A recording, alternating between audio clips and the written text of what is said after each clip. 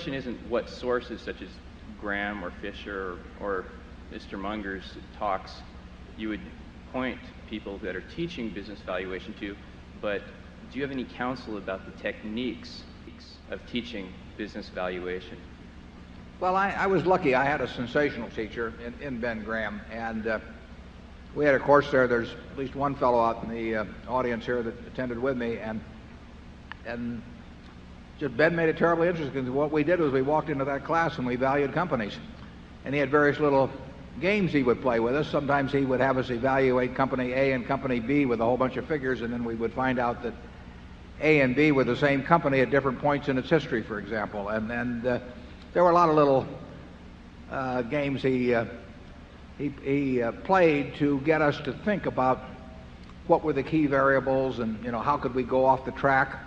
I remember one time Ben met with Charlie and me and about 9 or so other people down in San Diego in 1968 or so, and he gave all of us a little true-false test, and we all thought we were pretty smart, and we all flunked. But that was his way of teaching us that a smart man playing his own game and working at fooling you could do a pretty good job at it.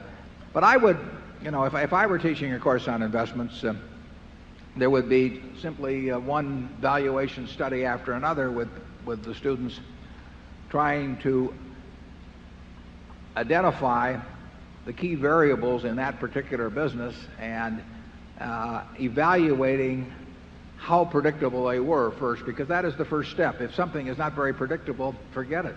You don't have to be right about every company. You have to make a few good decisions in your lifetime. But then when you find, the important thing is to know when you find one where you really do know the key variables, which ones are important, and you do think you've got a fix on them. Where we've done well, Charlie and I made a dozen or so very big decisions relative to net worth, but not as big as they should have been.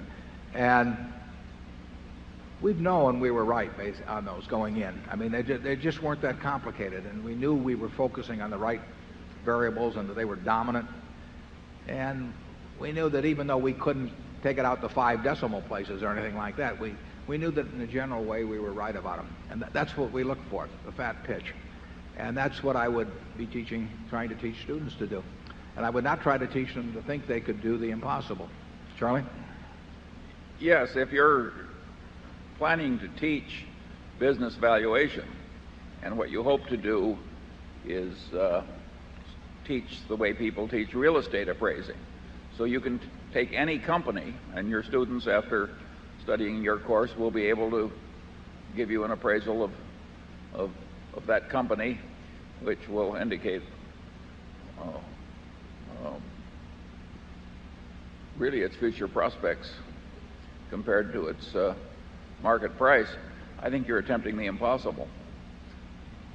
Yeah, probably on the final exam, I would take an internet company, and I would say the final exam, the question is, how much is this worth? And anybody that gave me an answer, I would flunk. Right.